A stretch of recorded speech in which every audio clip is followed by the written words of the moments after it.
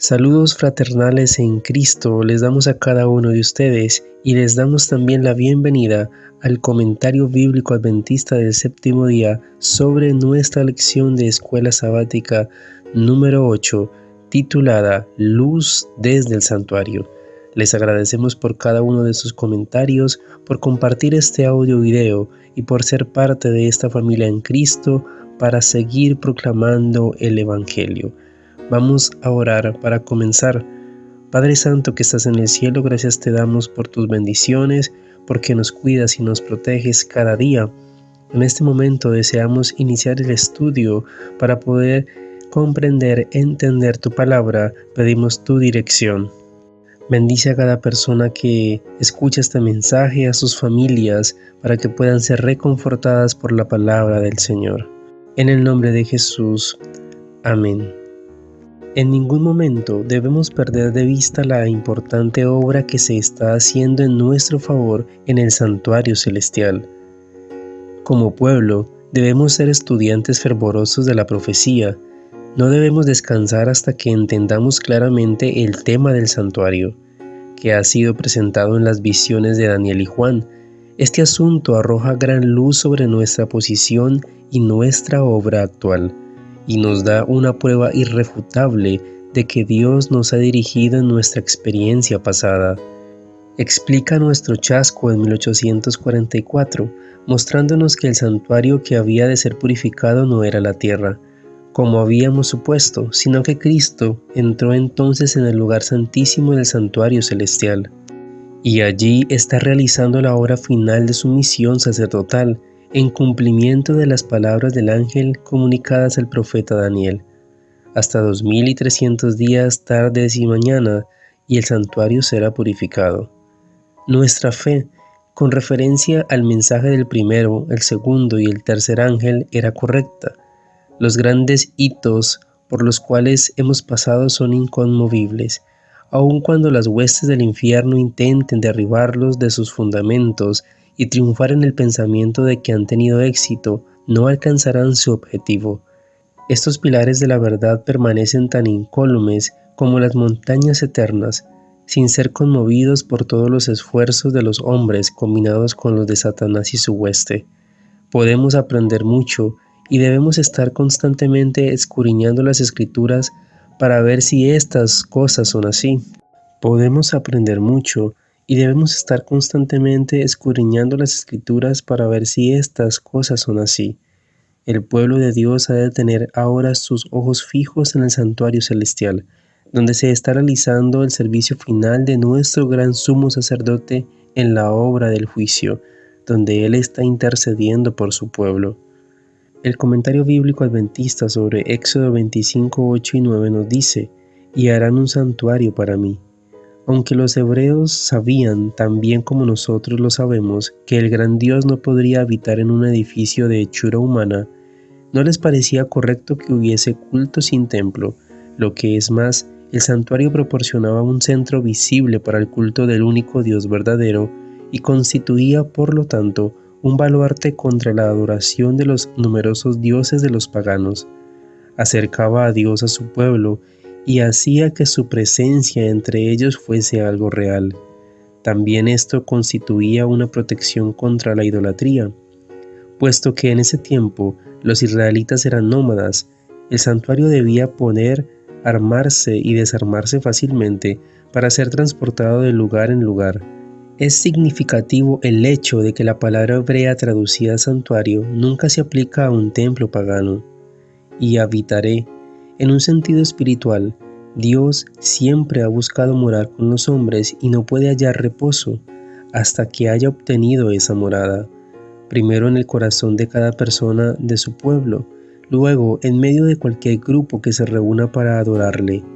El sistema cuyo centro era el tabernáculo terrenal señalaba por adelantado a Cristo, quien más tarde habitó, o según una traducción literal, hizo su tabernáculo entre los hombres.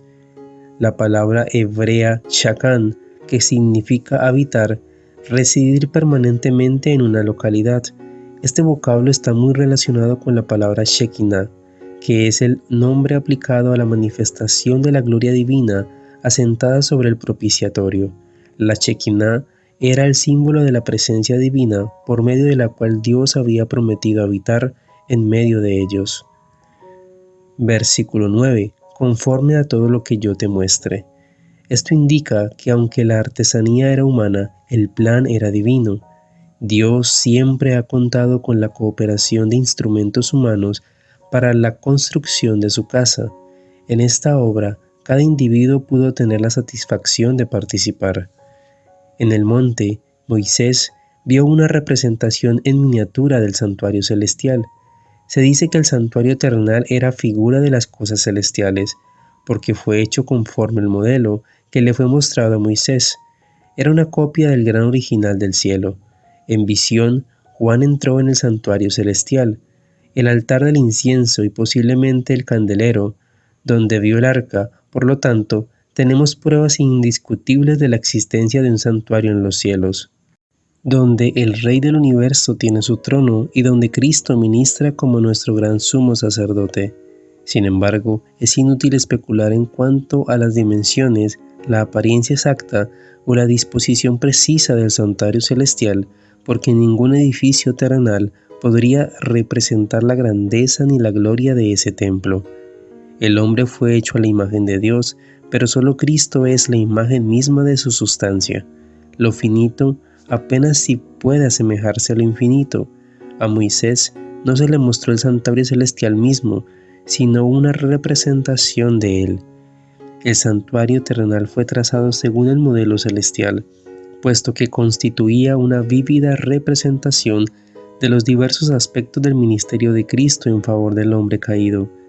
Debiéramos centrar nuestra atención en lo que allí está haciendo por nosotros, como lo hace Pablo en Hebreos.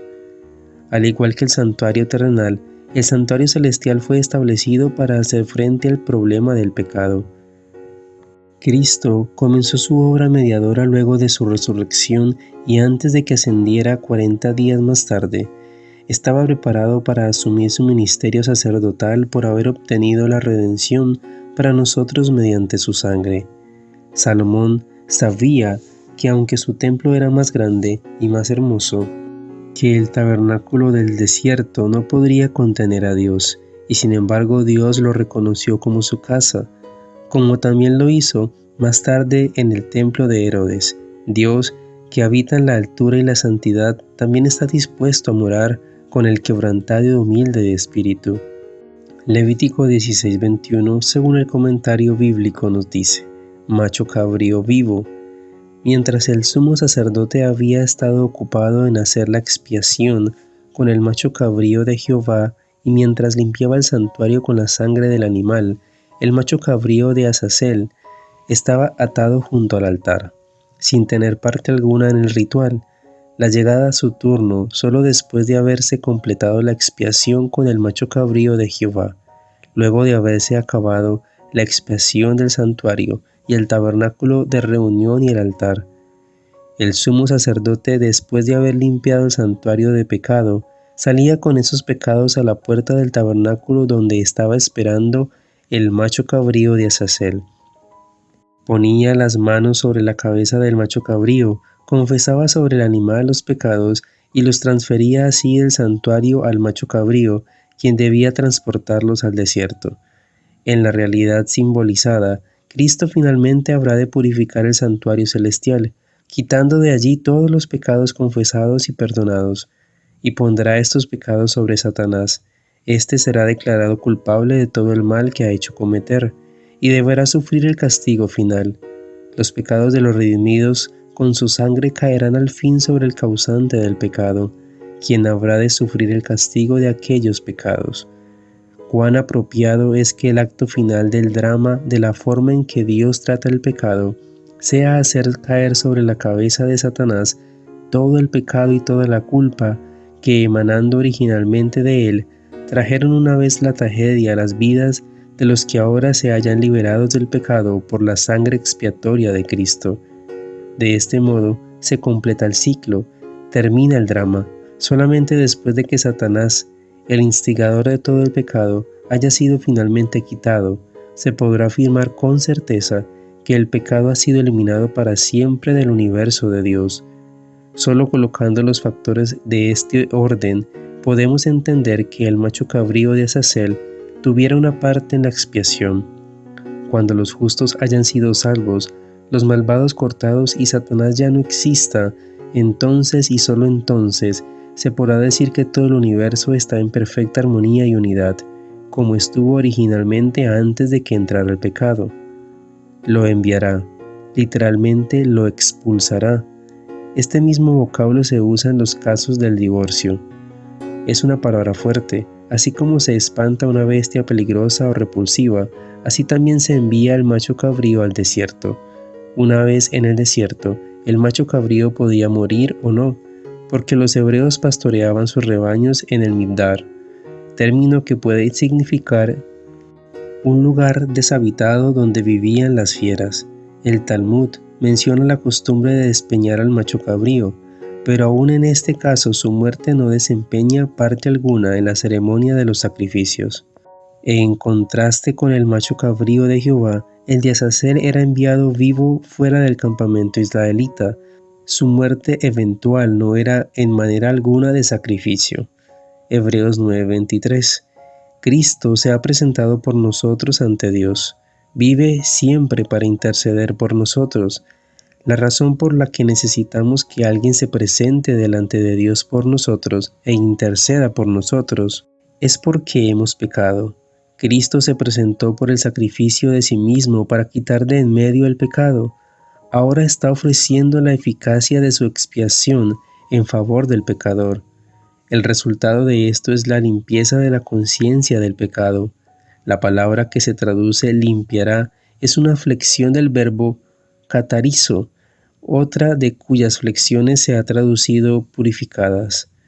Juan 1:9, en donde catarizo se ha traducido como limpiarnos, de modo que Jesús, como ministro del verdadero tabernáculo, presentándose ante Dios por nosotros e intercediendo por nosotros, está llevando a cabo una obra de limpieza que se aplica a los pecados de todos los que se arrepienten. Pero Cristo hace además una obra especial de limpieza del santuario celestial, que corresponde con el servicio que efectúa el sumo sacerdote en el santuario terrenal en el día de la expiación. El profeta Daniel habla de esta obra especial de Cristo. Hasta 2300 tardes y mañanas, luego el santuario será purificado. Cuando se aplica el principio de un día por cada año, este periodo termina en 1844 después de Cristo. Cuando llegó ese año, hacía muchos siglos que había desaparecido el templo terrenal, construido según el modelo de las cosas celestiales. Por lo tanto, esta referencia debe corresponder con el santuario del nuevo pacto, el verdadero tabernáculo que levantó el Señor y no el hombre. Daniel 7, 9 al 10, según el comentario nos dice, versículo 9, puestos, colocar o levantar, aunque igualmente puede significar arrojar, que significa también como erigir. Se muestra aquí una representación del gran juicio final que determina los destinos de los hombres y de las naciones. Anciano de días. Así dice el arameo, no hay artículo definido. La expresión es más una descripción que un título. El artículo se usa en los versículos 13 y 22 como artículo de referencia previa, es decir que su función es la de referirse al ser ya descrito. Se representa a Dios el Padre, cuyo vestido. Se debe tener cuidado al interpretar las representaciones de las visiones simbólicas. A Dios nadie le vio jamás. Daniel solo vio una representación de la deidad. No podemos saber qué punto es esa representación refleja la realidad. En visión, la deidad se presenta en varias formas, y la forma que asume generalmente atañe al propósito didáctico de la visión. En una visión del segundo advenimiento, Juan vio a Jesús sentado sobre un caballo blanco, vestido de una ropa teñida en sangre y con una espada que salía de su boca. Obviamente, cuando nuestro Salvador vuelva, no esperamos verlo vestido así, armado ni a caballo. Sin embargo, cada uno de estos elementos tiene un valor didáctico. En la visión de Daniel, podemos ver en las vestimentas blancas un símbolo de pureza, y en los cabellos blancos un signo de antigüedad, pero ir más allá del simbolismo y hacer especulaciones sobre la apariencia de aquel que habita en luz inaccesible es entrar en el terreno de una teorización prohibida. No podemos dudar de que Dios es un ser personal. Dios es espíritu, sin embargo, es un ser personal, puesto que el hombre fue hecho a su imagen. Nadie especule sobre la naturaleza de Dios. Sobre esto el silencio es elocuencia. Versículo 10. Millares de millares. Estos representan a los ángeles celestiales que ministran delante del Señor y cumplen siempre su voluntad. Los ángeles desempeñan una parte importante en el juicio. Son simultáneamente ministros y testigos. Durante el juicio investigador, se examinarán los registros de todos aquellos que en un tiempo u otro han profesado lealtad a Cristo. La investigación no se hace para informar a Dios ni a Cristo, sino para informar al universo en general, para que al aceptar a algunos y rechazar a otros, Dios sea vindicado. Satanás pretende que todos los hombres sean legalmente sus súbditos. Acusa delante de Dios a aquellos por quienes Jesús intercede en el juicio, pero Jesús alega el arrepentimiento y la fe de los acusados.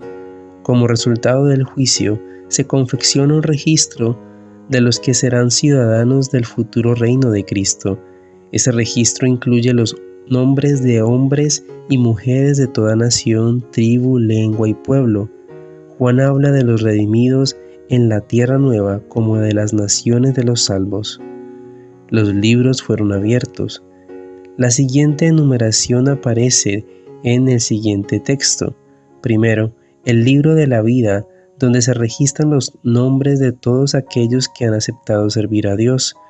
Segundo, el libro de memoria, un registro de las buenas obras de los santos. Tercero, un registro de los pecados de los hombres, al comentar una visión de la fase ejecutiva del juicio al final de los 1000 años, se hace la siguiente clasificación. Primero, el libro de la vida que registra las buenas obras de los santos. Segundo, el libro de la muerte que consigna las malas obras de los impenitentes. Tercero, el libro de los estatutos, la Biblia, según cuyas normas los hombres son juzgados. Apocalipsis 11:19 nos dice: el templo. Ante Juan se presenta una visión del templo de Dios, con el arca de su pacto, como centro de la visión, en el santuario terrenal, que era una reproducción del verdadero, que está en el cielo. El arca estaba en el lugar santísimo, que era el centro del servicio del día de la expiación, día que simbolizaba el juicio. Durante el transcurso de la séptima trompeta, Juan ve el templo de Dios en el cielo, y específicamente el arca de su pacto, lo cual significa que ha comenzado la segunda y última parte del ministerio celestial de Cristo, que corresponde con el simbólico día de la expiación. Otros pasajes revelan que esta fase final de la obra de Cristo comenzó en 1844. Por lo tanto, los adventistas del séptimo día colocan el comienzo de la séptima trompeta en ese año. El arca de su pacto. Dentro del santuario terrenal estaban los 10 mandamientos, la inmutable ley moral de Dios para todos los hombres en todas las edades. Ningún creyente en Dios en el templo de los judíos podía imaginarse el arca sin pensar inmediatamente en los 10 mandamientos. La visión de Juan del arca celestial comprueba elocuentemente que en las últimas horas de la tierra, la gran ley moral de Dios será el centro del pensamiento y de la vida de todos los que se esfuerzan por servir a Dios en espíritu y en verdad. El Salvador predijo que en los últimos días aparecerían falsos profetas que arrastrarían discípulos tras sí, y también de los que en ese tiempo de peligro debieran permanecer fieles a la verdad, que está especificada en el libro de Apocalipsis. Tendrían que enfrentarse con errores doctrinales tan sutiles que, de ser posible, engañarían a los mismos escogidos. Dios hará que todo sentimiento verdadero prevalezca. Satanás puede jugar hábilmente el juego de la vida con muchas almas y actúa de la manera más disimulada y engañosa para arruinar la fe del pueblo de Dios y desanimarlo. Obra hoy como lo hizo en el cielo, para dividir al pueblo de Dios en la última etapa de la historia de esta tierra. busca crear disensión, suscitar contención y discusión, y quitar, si fuera posible, los antiguos hitos de verdad confiados al pueblo de Dios. Trata de que parezca que el Señor se contradijera a sí mismo. Cuando Satanás se presenta como ángel de luz, atrapa almas en sus redes engañándolas. Hombres que pretenden haber sido engañados por Dios adoptarán teorías falaces y al enseñarlas adornarán de tal manera esas falacias que disimularán los engaños satánicos. De esta manera Satanás se presentará como ángel de luz y tendrá la oportunidad de hacer oír sus amenas fábulas. Tendremos que enfrentar a esos falsos profetas. Se esforzarán por engañar a muchos, induciéndolos a aceptar falsas teorías. Muchos pasajes de las Escrituras serán mal aplicados, de tal manera que en apariencia esas teorías engañosas estarán basadas en la palabra de Dios, que ha hablado. Se apropiarán de la preciosa verdad para sostener y establecer el error. Estos falsos profetas, que pretenden ser enseñados por Dios, tomarán preciosos pasajes de las Escrituras que han sido dados para adornar la verdad, y los usarán como vestiduras de justicia para cubrir teorías falsas y peligrosas. Y aún algunos a quienes en tiempos pasados el Señor honró, se apartarán tanto de la verdad que defenderán teorías erróneas concernientes a muchos aspectos de la verdad, incluso la cuestión del santuario. Pocas semanas después, también se añadió estas palabras acerca de la importancia de la correcta comprensión de esta verdad. Se sabe que la cuestión del santuario, tal cual la hemos sostenido durante años, está basada en la justicia y la verdad. El enemigo es quien desvía las mentes.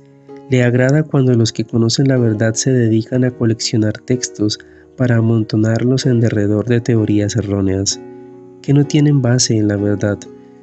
Los pasajes de la Escritura así empleados están mal aplicados. No fueron dados para sostener el error, sino para fortalecer la verdad.